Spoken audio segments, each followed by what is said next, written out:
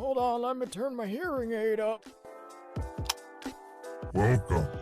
Welcome. Welcome. Welcome. Welcome! Welcome.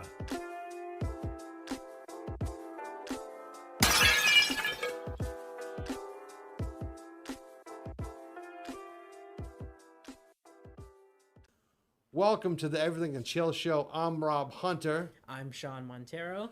And this week we are going to be talking about a couple of shows I watched this week, but mainly focused on the premiere of The Falcon and the Winter Soldier. It's not The Falcon, it's just Falcon and the Winter Soldier, No, it's right? The Falcon and the Winter Soldier. It's The Falcon? It's The Falcon and the Winter Soldier. It's weird. I just call it Falcon and Winter Soldier. Okay. So I was right. The Falcon and the Winter Soldier. You said it's just Falcon and Winter Soldier. No, at first I said the. And then I said, wait, is it Falcon and the Winter Soldier? But it's The Falcon and the Winter Soldier. This is so stupid. Anyway, the show premiered on Disney Plus this week, and it was good. We're going to talk about that towards the latter half of the show. And there will be spoilers because we're going to get into it. We're going to talk about some Easter eggs. We're going to talk about that show. We left WandaVision alone usually while we talked about it. We didn't really give it too many spoilers, but I think we're going to dig into this one because I actually enjoyed it a lot.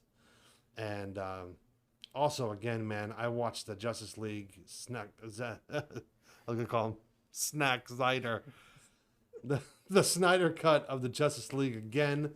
And it was simply amazing. And I've heard nothing but really good things online from other people and good reviews. There's been a couple of, not bad reviews, but, I've seen more good reviews than I have bad reviews. Yeah. Seeing a bad review is very rare. And most of the people that give the bad reviews, you can tell they're Marvel only fans and they're trying to hide the fact that it was that good.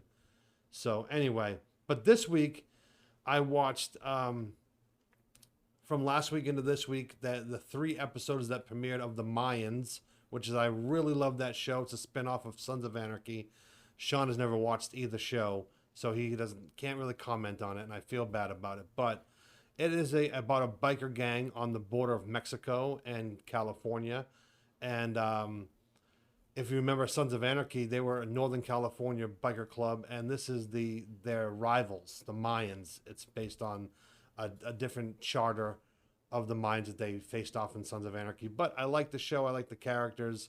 It's been opening up with a real bang. This is the first season without their creator, Kurt Sutter, attached to it, so I really liked it. You can see the kind of changes they've done with the intro and some of the characters and things like that. But I think it's going to be good this season, and I can't wait to see more of it. So make sure you check that out if you're looking for something other than superhero stuff. I love my comic book stuff, but I got to get into my nitty-gritty crime shows and stuff like that too. Also, coming up next week, April 1st, you have the premiere of Law & Order Organized Crime, which you see Elliot Stabler come back after 11 years of being off the air, off of the Law & Order. He was on SVU, left, did some movies. He was in Man of Steel, by the way.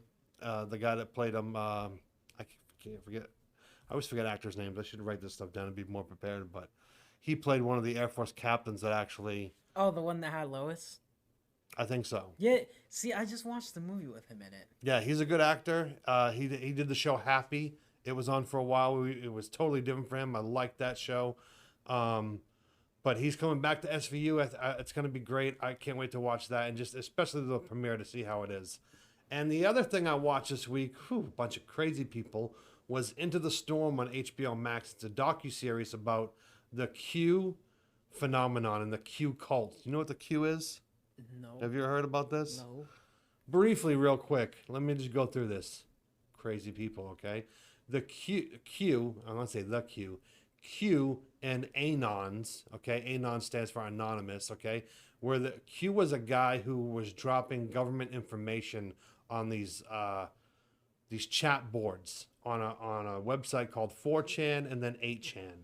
And he was doing it like trying to take down the system, like Anonymous did a couple years before that, and like Edward Snowden did and WikiLeaks did, but they were really giving like inside information that was happening at the time, trying to take down what they call the deep state of these crooked politicians. But I'll just tell you what, man, going down this rabbit hole, and this is what they call it because it's a rabbit hole, going down this rabbit hole and following some of these people, wow. Some of them are not right in the head, but it's kind of...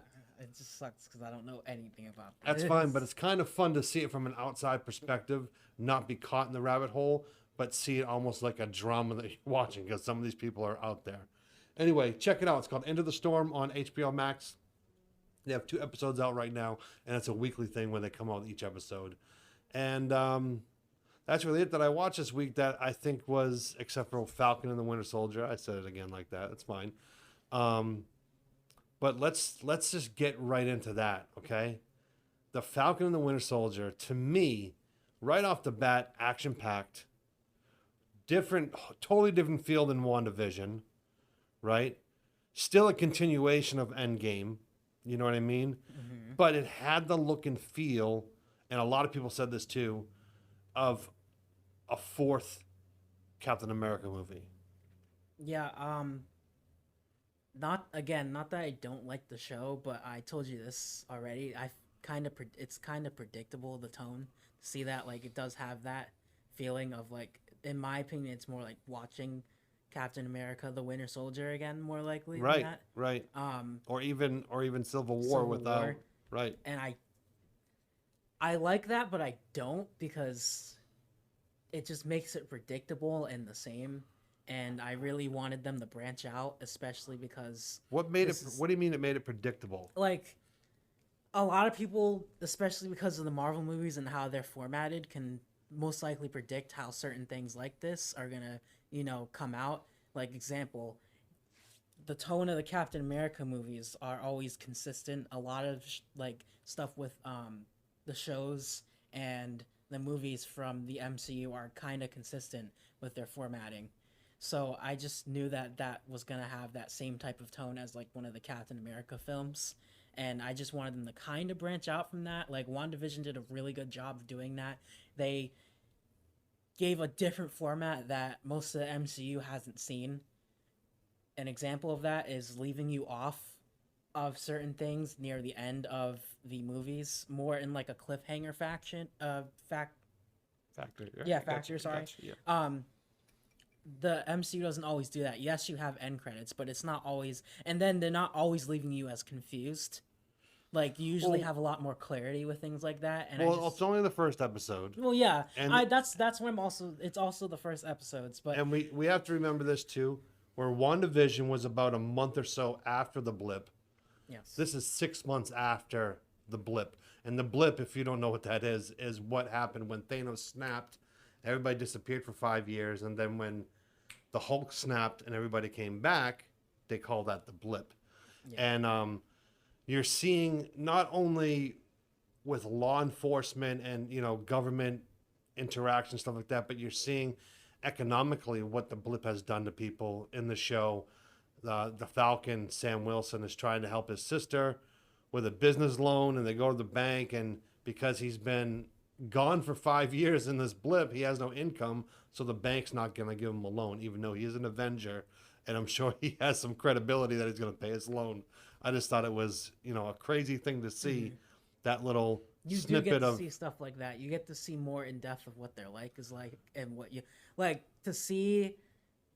You get to see them at their most human, if you know what I mean. Like, they're not. You get to see them at their most non-super. Moments, and that was pretty cool, especially for someone like Bucky, right? Who's you should ask her out. He would like to take you out on a date, maybe to bingo or a night of pinochle. Pinochle. I'm really sorry about him. Why are you sorry? I'm game. Wow. Tomorrow night, then? Tomorrow night's great. Just maybe not pinochle. What's wrong with pinochle? Yeah. I have a shift, but if you want to come back here, I should be done around 10. They're at their most human. You see Bucky going to therapy and everything, and you also see the fact that he's trying to make real changes and actually make a life of what he's doing. He has a therapist who is guiding him and actually, like, has ground rules for him. Right. Like, he's, even... Well, I think it's the government that has the ground rules also. Yeah, but that's more on Sam's side right now. No, I'm saying for the Winter Soldier, those guidelines, because she's a government therapist. Well, so for him to be for his crimes to be amended and to him to be, not convicted, Yeah. he has to follow these guidelines. I think he's gonna break out of it in the next 1 or 2 episodes. He's gonna have to, because you can see in his eyes, he has his friend, the old Asian man. I don't know if he's Chinese or not, but I think he's Chinese because the way he was referring to where he was from. But he's concerned about his son who's in another country, Yes. and I think that's going to affect Bucky's mission. Yes. Okay, I Definitely. think that's going to be something that's going to, make him go into Winter Soldier mode or Yeah. whatever. Well, I don't know about Winter Soldier mode, but what I can appreciate from the show again is that they did that because you don't always get to see that. Like even with a movie like Endgame, you didn't really get to see the effects that the blip or the snap had on the Avengers because they had to go save the world right away. Right. But you really in these shows get to see how that is. Right. You get to see their life. You get to see their family, who lost who, as you see that he lost his son and Right. Bucky knows something about it. Right. Or he was the culprit. It's just cool to see how you see the bounce back and you also see the humanity. Oh, hold on, I didn't even get all that. What? I didn't even get all that. I need to watch that again. So the man's son Yeah. is the one that we saw in the flashback? The man's son, I think Bucky had to, yeah. No, yes, yeah. Bucky Bucky killed him. Bucky killed him. That's why he went up to his house. Oh. That's why he went up after, and that's why I don't think even. Yeah, you saw when he was Wow, on the date. I didn't catch that. No. I didn't even catch that all together, and wow. That's crazy. So he's hanging out with his dad trying to make amends. Yes. That's why Okay. it's That makes a lot more sense. I was more putting it that it might have been his friend from back in the day. No. Because the guy's old. No. So I figured, that was. I didn't even was what catch it that. was. Wow. See, I got to watch it again. The other thing I liked, it set it up for, in the beginning, there was a great action scene. Mm-hmm. You saw, what's his name? Batrock the Leaper. Batrock. I guess. That was George St. Pierre. Okay. He plays a villain called Batrock the Leaper, which is he's a big Captain Marvel. He was in the Winter Soldier movie. Mm-hmm. He was the first villain that they faced off on the ship where the pirates came in. So we got to see him again. We actually got to see him in his sort of costume when he leaped out of the helicopter. He was wearing the black and yellow, and Batrock the Leaper, that's kind of his colors. So we're going to see that. We saw the Flag Smashers, which is we're seeing some real Captain America lore from the comic books right now. And we also saw Joaquin Torres, who was kind of helping Sam Wilson, the Falcon, in his beginning mission. He, in the comics, when Sam Wilson becomes Captain America, Joaquin Torres becomes the new Falcon. I did not know that. Yeah, I gotta so brush up on my research. so we're seeing some really good Easter eggs here. We also saw Bucky when he was going back in his story with the therapist. You see his list, that he has a list of people he wants to get even with, and one of it was Baron Zemo, Oh yeah. right? Yes. So I you didn't see that see either. Helmet Zemo on there. Well, H Zemo, so we know Yeah. who he's talking about. He also has some other names on there. There's also talk about... now let's talk about the ending, because this kind of ties into this the Power Broker. I don't know if you know who the Power Broker is, but the Power Broker is supposed to be a villain who has the Super Soldier Serum. Okay. And he's giving people superpowers who ask for it, basically, like selling it. Okay. Okay.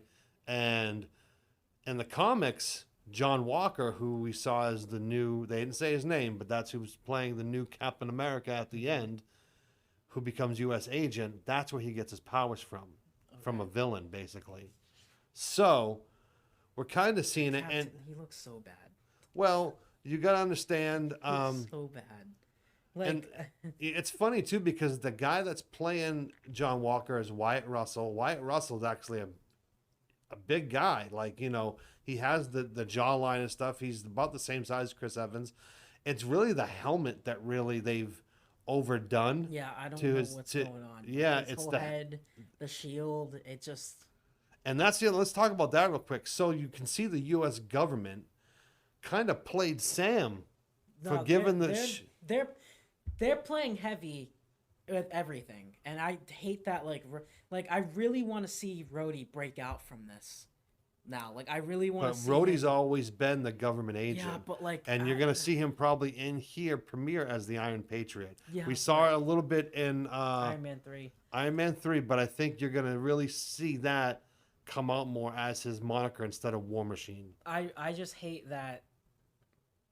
I just hope that he breaks out from that, because I feel like that's the one thing. Well, but no, but they've already established that he was on Tony's side, so why would he break out?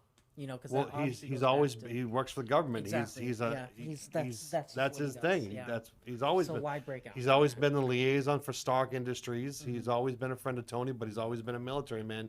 He's always followed the orders. He follows the Sokovia Accord. You could say that he's kind of like the Martian Manhunter for the Avengers. Like he's always been there as the guy running the show, sending people on missions. That was his deal in the movies. Not really though. Yeah, in the movies. Not like that. Yeah, that. Rhodey's the one usually tagging along or behind. No, in the 5-year blip, that's what he was doing. When it was just them, he was really Well, the yeah, guy. in the 5-year blip. That's yeah. what I'm saying. They've made it that role now, but I'm After just saying, Civil War, he was the guy that became the guy who ran the Avengers. Not the leader, but ran the day-to-day operations because he was the liaison, the military man. Yeah. So another cool Easter egg that we heard is that when Sam Wilson, after his action scene in the beginning, was talking to Joaquin Torres, he was asking about Captain America and where he might be. And he says, there's a rumor that he's on a secret base on the moon I heard that. watching down on us. Yeah. Now, there's 2 Easter eggs right there. You have the humans who actually live on the moon with Black Bolt and Medusa and that crew. But you also have Utua the Watcher, who is a big lore in Marvel, and we actually saw him in one of the movies. I think it was in one of the Guardians, where Stan Lee made an appearance talking to one of the Watchers, they watch everything that goes on in the Marvel Universe. And Utua the Watcher is the one that focuses on Earth, and he has a base on the moon where he oversees everything. Okay. But we've also heard, and we've seen from WandaVision and cutscenes in other movies, that Nick Fury is out in space orbiting, yes. And I wouldn't be surprised if he had a secret base on the moon that he's watching everything from there. Well, they've already established in WandaVision again. At the end, you saw that Fury called for what's her name? Yeah, for Monica Rambeau, Photon, who Mm-hmm. Captain Marvel, whatever you want to call her. She's got multiple. So obviously he has a stake in that, and right. So, and I wonder if we're gonna see more Skrull interaction. He always worked with Cap. He was always very close with Cap. Right, and that's why I wonder in this one will we see more. There was an interesting little line that said where allies were enemies and enemies were allies, and I could only assume they were talking about Wanda because now she's run off. This is after the events of WandaVision, of course. Mm-hmm. So we're wondering, where is everybody else? We're going to see, and we see Rhodey, we see Falcon, we see Winter Soldier. We know Vision's out there somewhere. Wanda's out there, going through the dark hole trying to find herself. Doctor Strange is going to show up soon and help her out. We know that Spider-Man might be at this time, timeline-wise, might be over in Europe dealing with Mysterio and everybody else. So wondering where's Captain Marvel? Where's Well, Captain Marvel last time we saw was in space. We all know that a lot of them are in space. Like Thor's with the Guardians, right? So they're gone. So we're gonna have to. I think they're all up Ant-Man. Ant-Man. Yeah, that's weird. You know what I mean? So we're gonna have to see where there might be ties in this show that lead into other things. And another thing, it was going to be great because I thought the way they line these shows up, it was supposed to actually be this week, the week between WandaVision and Falcon and Winter Soldier was supposed to be when Black Widow originally was supposed to come out. Yes. And it got pushed back. To July. Well, it got pushed back then again to May and then June. And it was supposed to premiere right after this, about 2 weeks after Falcon and the Winter Soldier end, which is going to be getting into early May. And now they've pushed it back again into July. And I don't know what they're doing, because I can only assume they're going to do something with her to bring her currently into the timeline. I don't know how they're going to do it. I told you my little theory. I'm not going to go on to here and say it, but she's dead and gone, and they're going into phase 4. Why would their first major movie be about something in the past? You know what I mean? Now, the story might be in the past, kind of like a Wonder Woman was, right? But towards the end, we're going to have to see something where, is she coming back? Is there a way? Did they clone her? Is there, whatever it may be, can she come back? And we also see in the new poster that she's not wearing the Black Widow costume. She's wearing a white costume. So does that mean redemption? Does that mean she's going to, like I said, come back and be part of this phase 4? Again, she was the other part to Rhodey running the Avengers in Endgame. She was the one at home base. And this takes place before, what is it? Infinity War, right? Right. This takes place, the Black Widow movie takes place in between Civil War, the end of Civil War, beginning of Infinity War, where everybody kind of went their own way. She kind of goes home to Russia, and we're going to see some things there too. We're going to see some old, we're going to see the Red Guardian, which is the Russian equivalent to Captain America. We're going to see, the Red Room where she was trained and stuff like that. And we're going to see Taskmaster, Sportsmasters DC. And there's been rumors that, the X-Men are coming. X-Men are coming to the MCU. How are they going to get there? Who's going to be the first one we see? We've heard about Hank McCoy showing up on Sword. We've heard about Wolverine possibly showing up on this show, Falcon and the Winter Soldier. But I've heard the reason, this is a rumor, no confirmed here, but I've heard one of the reasons that keeps pushing back is because the movie's been done, but I guess they've been doing additions and reshoots, and one of it is adding Colossus. How do they do that? Well, he's Russian. Which one, though? What do you mean? The one from Deadpool or the one... I don't know. I don't know how... but Deadpool's I'm connected. saying the character of Colossus. They could have the one from Deadpool That and would be amazing. have it connected. But what I'm saying is that could be a way that they let the X-Men into it. And if they let the X-Men into it and they're recasting people... Because Colossus, when you see him in Deadpool... Right?